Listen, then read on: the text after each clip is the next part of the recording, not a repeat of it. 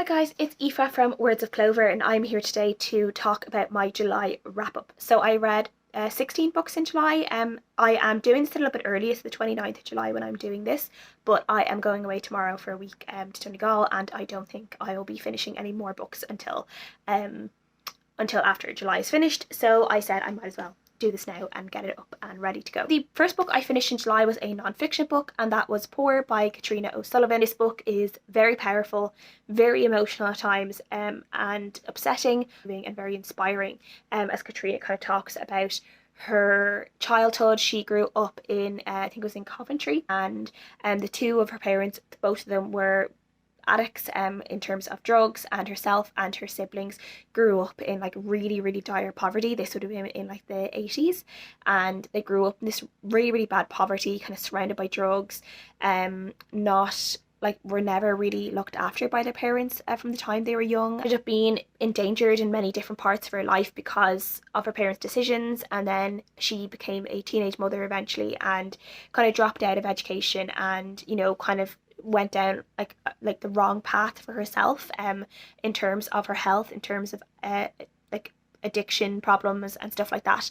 And then she eventually moved to Ireland, and she ended up getting an opportunity to study in Trinity, and she talks about this in her book and how that opportunity ended up kind of catapulting this, again, this like real love and this real passion for education and for wanting as much knowledge as she could. And she ended up to become to study, I think it was psychology, and becoming a doctor in psychology, and a professor in Trinity herself. And just for someone who like started out in such a, you know, impoverished like background, someone who was never really encouraged in many ways to fight for an education, and then ended up becoming a doctor in psychology, is just, yeah, she was just really inspiring. There are definitely parts of this book that were really hard to listen to when you just think of a young child not that long ago growing up in such a way, and how there are many children today, they're probably still growing up in such circumstances, where it was really upsetting. She definitely doesn't like wrap her parents in cotton wool. She really like puts her parents out there in terms of the ways they failed their children, but also in ways that they were loving when they could be, and they did look after her in ways when they could be. But at the end of the day, their addictions and their problems did get the best of them. And I kind of appreciated that she wasn't making excuses for her parents, but she was also understanding the fact that, as much as she could, the fact that their addiction did rule their life and did become number one, like before everything else, including their children. Did find that the book, once she got into Trinity, I felt like it rushed past some parts of Trinity. Like it kind of went from when she first started studying to then she was getting her master's and becoming a doctor and then becoming a professor. And I kind of would have liked a little bit more around that in terms of her decision to go for the doctorate, her, you know, her decision to become a professor like at the university that she initially studied in, why she decided to do that. Did she do anything else outside of the university in terms of her career as a psychologist? I would have liked to know all of that, but that wasn't really in it. So I did feel a little bit disappointed in terms of that. But in terms of the story about her childhood, I just thought it was very powerful. I thought it was very well written. There is warnings obviously around addiction, child abuse, child neglect in this, but there's also child sexual assault, and she talks about being raped as a 7-year-old by a family friend, and how her mum, she told her mum almost straight away when it happened, and her mum basically didn't care, and like repeatedly put her in the situation where this person could continually sexually assault her, which was again very upsetting to read. So just a warning that that is in the book. So yeah, this was a 4.5 out of 5 stars for me. I really enjoyed it. I think she's a very inspiring woman.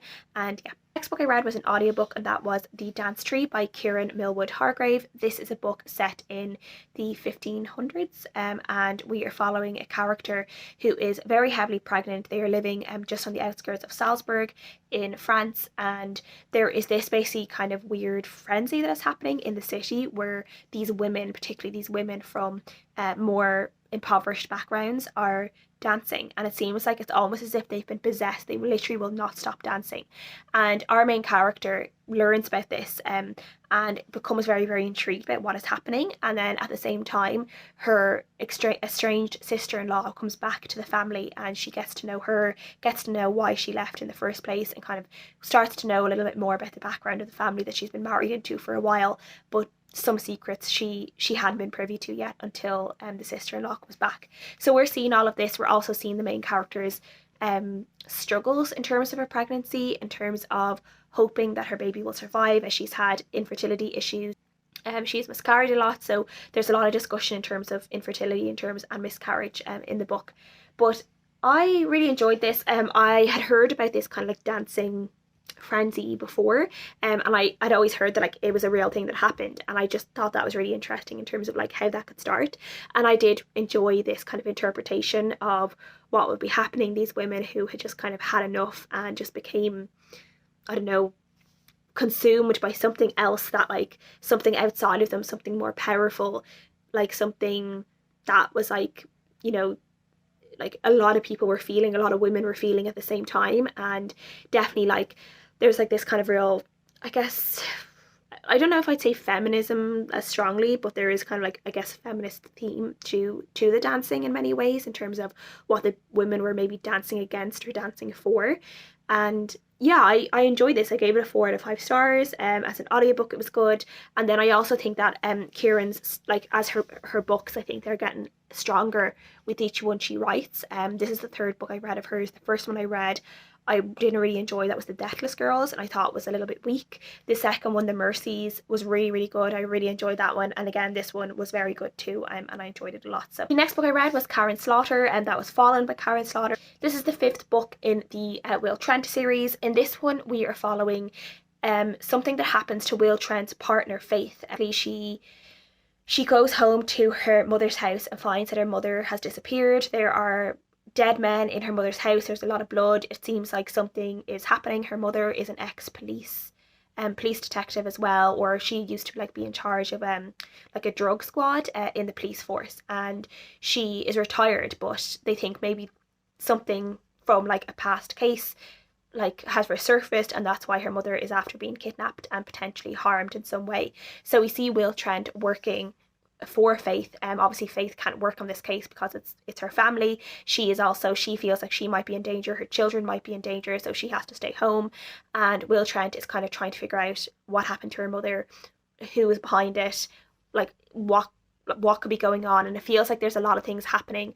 There's a lot of things that are being traced back to things from years and years ago in the police force, and he's finding out about a lot of things that happened in the police force at the time. This was fun, this was addictive, as Will Trent books always are. We see a nice progression in terms of a relationship that has been built, romantic relationship that has been building in this series, and I liked seeing that finally kind of happen, rather than a flirty, like kind of just chemistry between these two characters. It was nice to actually see something happen between them on the page, which I enjoyed. So yeah, I think I gave this one a 3.5, 4 out of 5 stars, and I enjoyed it, and I'm looking forward to the next Will Trent book, as I always do. The next book I read was Finlay Donovan is Killing It. This is a book that I've heard quite a lot about. This is kind of like a comedic mystery type of book where we are following a character called Finlay Donovan, who is an author. She is a struggling single mother. Her husband has divorced her, and he is living kind of up the road with his new fiance, who is the complete opposite to what she is, and he's kind of putting pressure on her in terms of him maybe taking the kids from her. He's not being very supportive in terms of helping her, like, with the house that the two of them had bought. He's been very submissive of her work as an author, and because like she is so much on her plate, she's finding it very, very hard to finish her latest novel, which she needs to be kind of finished with by the time the book starts, but she hasn't even really started it. And then when she's talking about her agent, she, because of the plot that she is talking about, she gets overheard and she gets mistaken as a hitwoman, and someone offers her an awful lot of money to basically kill their husband, and she basically considers it, and things kind of go from there. Things kind of snowball, and we see her trying to cover up murders, trying to deal with dead people and what to do with them and how to hide a dead body. She gets kind of an unlikely partner in crime, and yeah, we see a lot of mess, a lot of funny moments, and yeah, just this author trying to be a hitman, and it's very, very entertaining. And it's entertaining. I thought the writing was good in terms of like the type of book it is, which is literally just to entertain, and there were definitely parts of it that were a little bit like very like convenient and like laughable at times, things that you kind of just had to take with a pinch of salt. But yeah, I enjoyed it. It was fun, it was a good time, and that's what I was reading it for. So yeah, I gave it a 4 out of 5 stars, and I'll probably continue on with the series. After that, I read a book I've had on my shelf for a really long time, so I'm glad I finally picked it up, and that is Caesarion by Tommy Wieringa. I'm actually not 100% sure how to say that. This is translated from Dutch, but it's actually set in the UK. And we are following a character who has come back to a village that he spent some time in when he was a teenager. And he's come back for like kind of a family friend's funeral. And as he is there, he's thinking a lot about the time he spent in this town as a teenager with his mother, who's also since passed away. And we start learning kind of through flashbacks, we start learning about his childhood growing up, and then why him and his mother eventually moved to this town, which is basically like eroding slowly because of where it is in terms of like the cliff face in the UK, and how him and his mother bought this house where that like was literally on the edge of this cliff, and within a few years it was gone. It was like in the sea because literally the ground beneath it had eroded away. And we're kind of learning all about that. We're learning about his relationship with his mother, and secrets he finds out about his mother, and kind of this weird obsession he has with his mother that at times does turn slightly sexual in terms of like the way he thinks about her. It's very strange. But while this book is kind of hard to explain, it's kind of one of those ones where I feel like you just have to kind of read it to figure out what it's about and what you should think of it. But I actually found the writing very good in it. The story was very, very compelling. I just found myself wanting to keep reading, even though I wouldn't say there's a real plot to the book. It's definitely more character focused than plot focused. I don't think to see these unanswered questions that the main character has about his parents and like their relationship with him, like kind of these, like I don't think he really knows what he wants from them or what he wants from life or from anyone. He's kind of a drifter in many, many ways. He just drifts from place to place and plays pianos in like hotels and bars and stuff for money. I wouldn't say he's a womanizer, but he definitely like, I think it probably gets women easy enough. But yeah, I really enjoyed this one. I gave it a 3 out of 5, 3.5 out of 5 stars. In terms of, it wasn't like an absolute favourite, but it definitely pleasantly surprised me because I was really not sure about what to expect when I was going into it. And yeah, I just found the story very compelling in terms of this character and what he's thinking, where he's trying to go, and I just found the relationship with his mother very like deeply fascinating in this book. I feel like there's a lot to unpack there. I just don't think I'm smart enough to do it. I did find it quite fascinating in many parts. After that, I read a really nice audiobook that was called The Island of Forgetting by Jasmine. This is kind of a multi-generational story. We started the book at the very, very start, this kind of prologue to the book, and we're hearing from this man who had something tragic happen when he was younger, and he's talking, and he seems to be now an alcoholic, and he's talking about his relationship with his brother, how his brother always looked after him, how he had this girl who he was going around with but who's better off without him. And so we're learning about this man, and then the story changes. We start into the story from chapter 1, and we are following this man's son who has been raised by his uncle, and his uncle is like this kind of influential person in this town in Jamaica where they are from. He owns a few businesses. He owns this hotel. Hearing about this boy's kind of childhood growing up with his uncle, not being a son, being a nephew, and how that means he's always kind of a little bit on the outside. What this boy really wants is he just wants to kind of leave. He wants to get his college education, go to England, study, and just eventually leave Jamaica. But we see how, because of different things, this eventually doesn't happen. And then we're following his daughter Calypso as she is a teenager and she is growing up, and she has different ideas about what she wants for her future, and she has different ideas about the type of men that she wants to attach herself.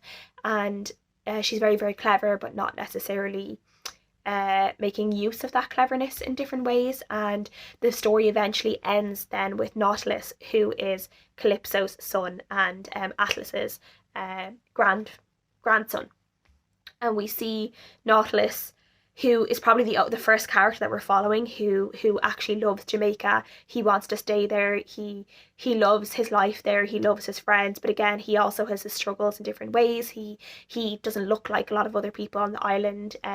He has things around his parentage as well that he has questions about, and also about his sexual identity as well. Just seeing this story and how it's like it's almost like this weird thing of like history repeating itself constantly with each character, but then every character's story almost eventually comes back to the grandfather, the initial character that we first heard from very, very briefly. And there's this kind of like round circle moment at the very end that's like very touching, very very touching, quite moving and emotional, and quite satisfying at the same time. But we're following a lot of like kind of like troubled people in different ways, and we're seeing how they're trying to find their dreams, and trying to pursue things and getting lost along the way, and how they're being held back by different people in their life. Yeah, I gave this a really strong 4 out of 5 stars, and I really enjoyed it. I thought the audiobook was really, really good, so I definitely recommend the audiobook if anyone wanted to pick this up. After that, I read a book that I had on NetGalley for a while. This was Roped by Diane N. Gates, and this one, I don't have much to say about this one, to be honest, because I think when I initially requested this a long time ago from NetGalley, I think I thought it was kind of a YA new adult, where it's really kind of middle grade verging into YA. It's kind of like a very, very young YA book, because we're only following a 13-year-old, and we're just seeing her. She wants to basically be like a rodeo star, and her family are going through a lot in terms of like financial difficulties and grieving, and she has her eyes set on this particular rodeo that's coming up, and basically problem after problem is arising that's making it seem like this rodeo is never going to happen for her, and she's never going to be the rodeo star that she wants. So we're kind of leading up to that rodeo the entire book. The book is simple, it's sweet, we see her dealing with bullying, and there are some like darker themes in it in terms of domestic abuse. She kind of sees a character who at some point who it's clear the father is an abuser, and in terms of physical abuse, and we see how that is dealt with in the book. The only thing I felt about this book is like the per character, like she literally never gets a break. It's like bam, bam, bam, bam, like things happen. Like literally in the first chapter, her granny dies, and then in the second chapter, her goat is torn apart. Her pet goat is torn apart by dogs that are owned by the father of the girl who's bullying her in school, which is like awful. And then in the third chapter, her horse gets really sick, and then I think at some point there's like a tornado that happens in the school, and there's just like so many things happening to her that I'm like, this is too much for this girl. Like no wonder she is about to lose her mind. There was a little bit like, this is obviously set in America, in like the southern states of America. There's a lot in terms of like God and God giving you what you need and calling out to God and stuff like that, which is just not really my thing.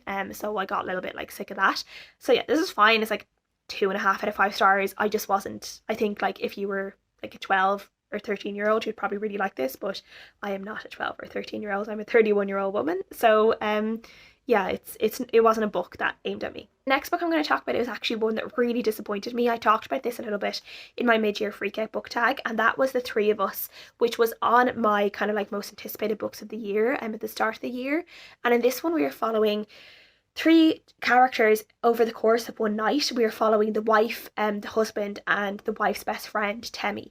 And we are seeing how the 3 of them have this like really weird relationship. The husband and the best friend hate each other and like really do not get on, and have like particular ideas about each other and about their relationship with the wife. And we're seeing how it all kind of comes to a head over the course of one night. And this book is very short. It's only under 200 pages, and it's literally just in 3 sections. The first section is the wife, the second section is the husband, and the third section is the best friend. And we are seeing stories told in different perspectives, different viewpoints.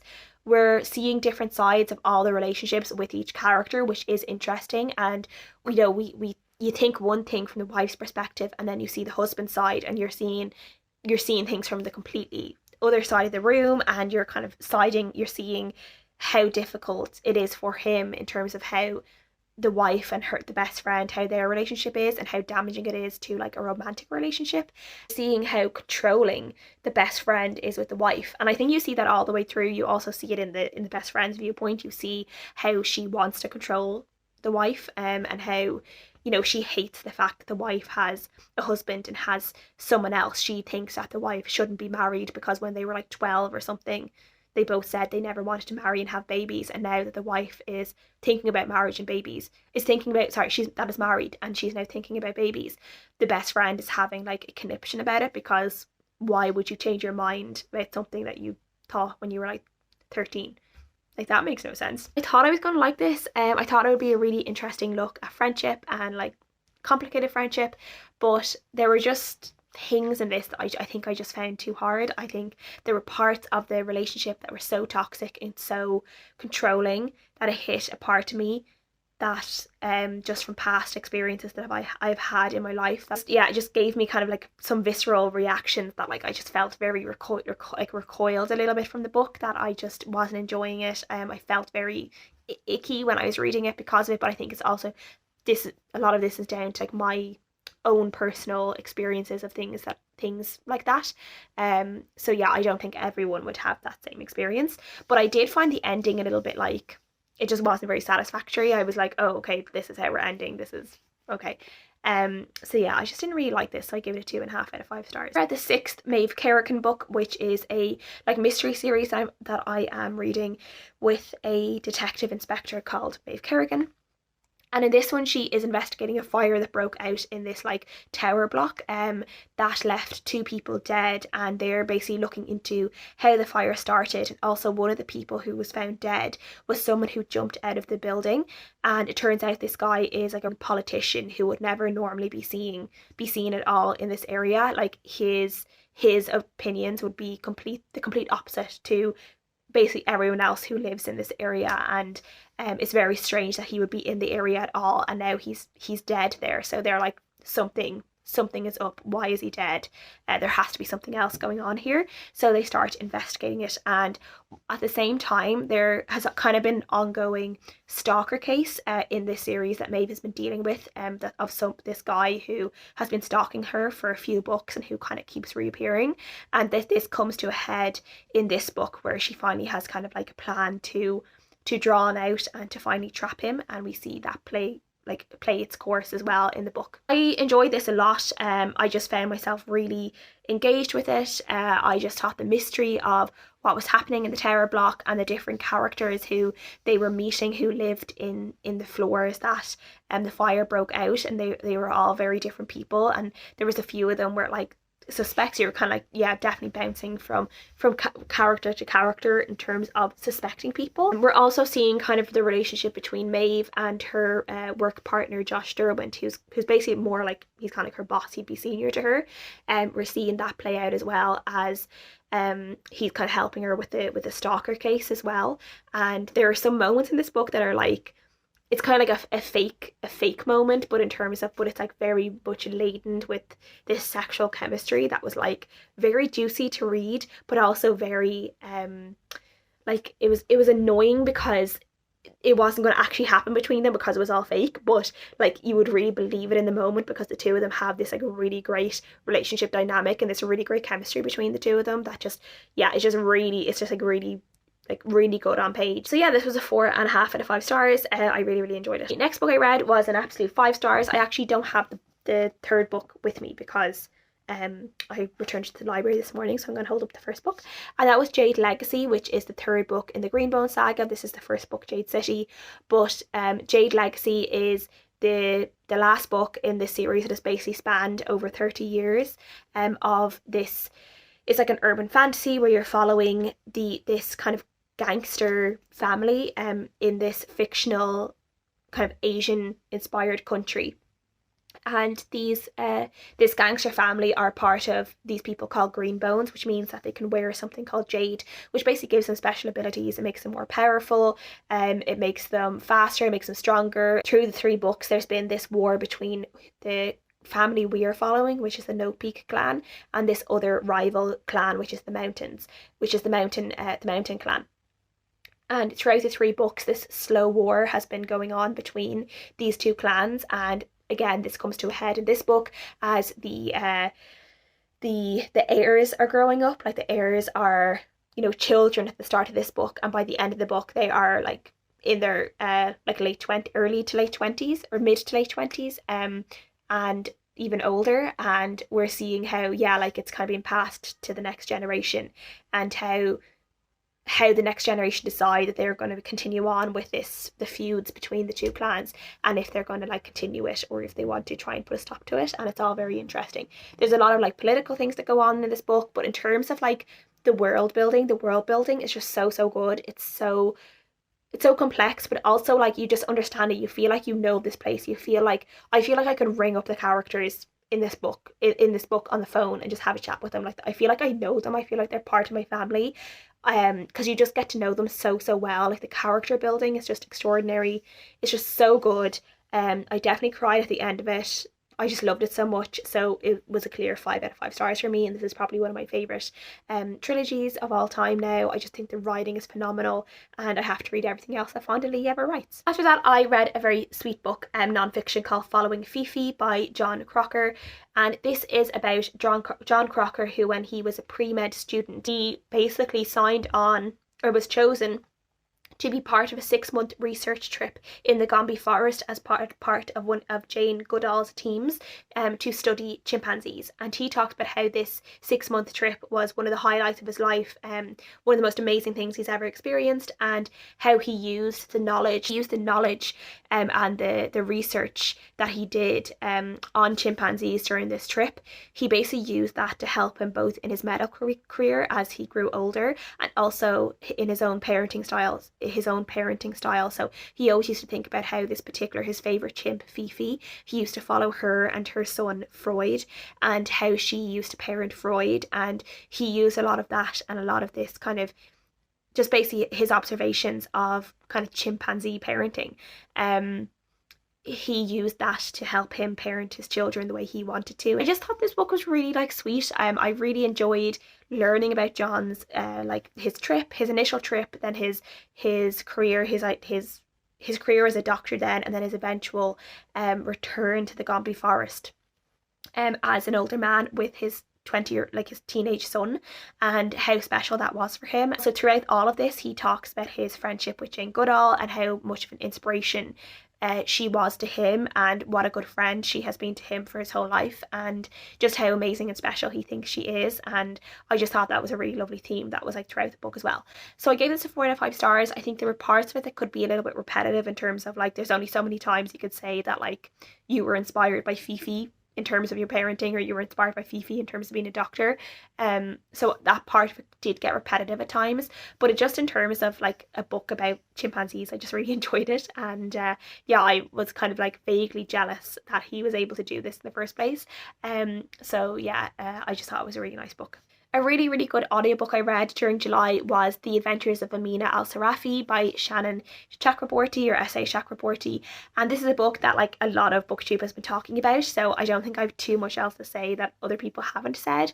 But this is a kind of historical fantasy book where we are following a pirate queen called Amina al-Sirafi, who has been 10 years retired. She's kind of left that like sea fighting behind her, and she's now raising her daughter with her family kind of in relative peace. And then this woman ends up finding her and like encourages / threatens her to return back to the sea. See, they're basically trying to find the missing daughter of this woman who and it seems that the daughter has teamed up with this kind of man who might not be so good, and they might be after this magical object that might not be good for the world, and they basically have to try and go after them and stop them from doing bad things. So she does that, and I just thought this book was obviously is all narrated kind of through, you're kind of learning it through a scribe, and Amina is telling him her story. And so on audiobook it was really, really fun. I think the narrator like really, really got into it. It was a really good audiobook in terms of that. The narrator was like really into the story, seemed to be having a really good time narrating the story, which I always enjoy. And I just thought Amina, like, as a character as well, was just very, very fun. She is a little bit older, so she had kind of like aching joints and bones, and has kind of like some past life experience that makes her a little bit hesitant to do certain things. I really, really enjoyed that, kind of seeing an older character kind of like deciding on what she's going to do based on her old mistakes, rather than running headlong into danger without a moment's thought, the way you probably do when you're younger. And that kind of mindset definitely changes as you get older, so I kind of enjoyed that on page. I think the way this book is set up, it seems that it's definitely going to be some kind of series, and I would be very much reading the next book in the series. I think this was really good. It was very fun. It was just like this adventure pirate book with a pirate queen, which I just enjoyed so much. And yeah, I loved it. I give it 5 stars. Then I read another mystery book. This was In the Dark by Cara Hunter. This is the second book in the Adam Foley series, which is another kind of crime series that I am reading. And in this one, we are following this kind of like strange case where this girl was found in this basement, kind of this cellar. She was found locked into this basement, and it seems that she has been kept there for years and years and has born a child in this cellar that she's been kept in. And the owner of the house is this like really old man who seems to be suffering from some sort of like dementia or Alzheimer's, and he's obviously he can't be very useful to the police in terms of answering questions about what happened to the girl and if he's the one that's responsible. So the Adam Foley and his team have to kind of like investigate this. While this is going on, they realise that this case might have a connection with a two-year-old case of this other woman in the area who went missing, and there's a possibility that these two cases are linked, and this man might also have something to do with the disappearance of this woman. Yeah, this was fun. It was very gripping as always, and I always find these kind of mysteries very gripping. I find that I read them really fast, and once I kind of start, I can't stop because I want to find out what happened. One of the reasons why I like the Adam Foley series is because I just really love the cast of characters. You're kind of following a few different. Adam Foley is the main character, but you're following a few different characters on his team and kind of finding out a little bit more about them, about their home life, about their past, about who they are as people, a little bit more with each book, which I really enjoy. And you're also seeing their relationships with each other and how they all feel about each other, and also how they all feel about their boss, who is Adam Foley. And we're also seeing Adam's relationship with his wife, which is strained because of a kind of tragedy that the two of them have suffered quite recently in the past, which you learn about in the first book. So we're kind of seeing how they're progressing with that, and also how there are elements of this case that make a big change in their home life as well. And you're seeing how that goes, and I presume that will continue in book 3, which will be very interesting to find out. This one, kind of similar to the first book, ended up with kind of a resolution or reveal that felt a little bit over the top to me, which I kind of felt a little bit unrealistic, which I also felt about the first book. I liked it, but I felt a bit weird about the reveals, and yeah, it was just a bit like, I don't know. And I also don't think that it would happen in real life. I don't think so. But yeah, so I gave it a 4 out of 5 stars. I did enjoy it, as I said. I did find it very, very gripping. Probably 3.5 out of 4 out of 5 stars. But yeah. Next book I read was also a book that I had from the library, which I've since returned, and that was The Girl with the Louding Voice by Abby Dare. And this is one I've heard quite a lot about. This is set around 2015, and we are following a girl called Adunni who is from this small village in Nigeria. And she is 14 years old, and she is told by her father that he has sold her as a wife to this old man in the village who already has 2 wives. And this man is going to pay her father to marry her, and it means that the father can like pay the rent and pay for food and stuff, which they haven't been able to do before. And Adunni doesn't really have any choice but to marry this old man, and kind of be a new baby maker for him, basically, because he's marrying another wife because he really wants a son, which his first 2 wives haven't given him. So we see Adunni really struggle with this for obvious reasons, and she's also like really sad. She, like, her mother hasn't been dead for too long, so she's like really grieving her mother. She's really missing her mother through all of this, and also the fact that she has had to stop going to school, which is something that she really loved. She loves education, she loves knowledge, and she really wants to pursue knowledge in any way she can. And then through a series of events, we see Adunni eventually go to Lagos and go into another situation that's hard for her to get out of, but in this situation she ends up getting opportunities to potentially go to school again and to fulfill her dream of education.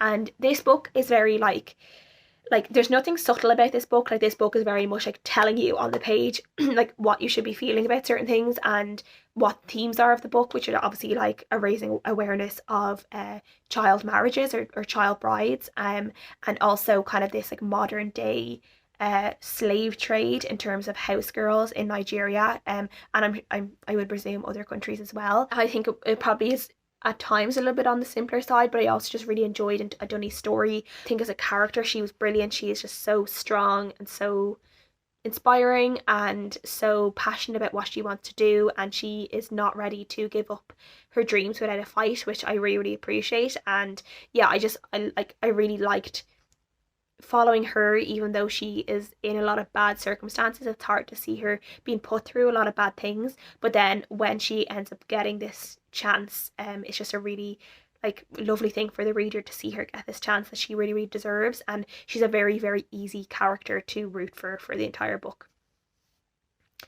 So yeah, I enjoyed this a lot. I gave it a 4 out of 5 stars. And then the second last book I'm going to talk about is Wet Paint by Chloe Ashby. This is a book that I just finished today, and this is a book that I would class as sad girl fiction. We are following a character called Eve, who is a little bit down on her luck. She is 26 years old.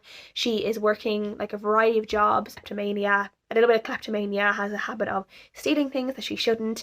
And we also see the fact that we learn in the story that she lost a friend of hers, her best friend, when she was in college, and this girl, it feels like her feelings about this girl's death are resurfacing, and she's having a really hard time thinking about all of this and kind of trying to come to terms with it. Even though it's like 5 years gone, she still hasn't dealt with this grief and dealt with feelings she has about this girl's death, and we see this kind of torment her throughout the book until it all comes to a head. I enjoyed this. I don't know how well it will stick with me. I do think in terms of like, you're really kind of following a character as she hits like rock bottom, but you know she has to hit rock bottom if she's ever going to like pull herself out of there. Like, it's kind of hard to read her at times because like things just keep going wrong for her in so many different ways, and it's so easy to see that she really needs some help in many different ways, and the people who are there to try and help her, she's not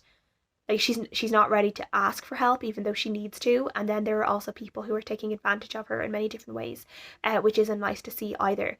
So yeah, I think the writing in this was good. I gave this a 3.5 out of 5 stars. I enjoyed it, but again, there's also for this there is kind of suicidal ideation, and there's also a sexual assault and a rape on page, which doesn't really get, not that it doesn't get resolved, but it doesn't really come up again in terms of her saying like I was raped. It's very clearly implied like to the reader that like we know as a reader that like what happened to her was rape, but she never actually says it herself that like the words like I was raped or he raped me. And I don't know how I feel about the fact that that happened, and then it was never like, nothing was ever done about it. It was just kind of strange. And this is someone who is in a position who he will do it again to another girl, and nothing's ever done about it, and I don't know how I feel about that. So yeah, that was a little bit like ugh. So yeah, 3.5 out of 5 stars, and yeah, sad girl fiction. The last book I want to talk about is an audiobook, and this was a reread for me, so I'm not going to talk about it too much, and that was You by Caroline Kepnes, which is, people know about this now because it became obviously a very popular Netflix show. And I don't know what I was thinking. I think I saw it on my audiobook my library app, and I was like, you know what, the first time I read it on my Kindle, so I've never actually got the audiobook version of it, and because it's told through second person narration, I was like, this must be very interesting to read an audiobook, and I'd heard really good things about the audiobook. But yeah, I listened to it on audiobook. I finished it today and probably give it a 4 out of 5 stars again. I did really enjoy it. I think The first time I read it, I had that moment of like, there were times when I was reading the book that I was very much on Joe's side, and which is like kind of the power of the writing, that you're basically on this like crazy stalker murderer side in the book, where I didn't feel that much in the audiobook for some reason. I don't know why. I think he kind of just like pissed me off more with the audiobook, or I was kind of like, or maybe it's just now that I'm older. Like the first time I read this book was 2015, so it's been like quite a while since I read it first, and I've obviously grown up as a person too. And I think just like the misogyny like within Joe, I don't know whether it was so much more apparent to me when I was reading it. Like it's not a hidden thing, like it's supposed to be there, but I feel like the first time I read it, maybe I just wasn't as aware of it, where this time I was, in terms of what he was saying, and how he was talking about Beck, who is the object of his affection, who he is trying to make his. And yeah, so he didn't like, I wasn't as enamored by him as I was when I first read it, and maybe that is something called growth. I don't know. So yeah, those are all the books I read in July, and yeah, quite a lot of them as always. I think maybe, I don't know if I need to start like splitting my wrap-ups into two again. I don't know. We will see. So thank you guys so much for watching. Please let me know what you guys think about all the books below. I'd love to know what you read in July. What was your favourite book in July? Have you read any of the books that I have read, or do you want to read them?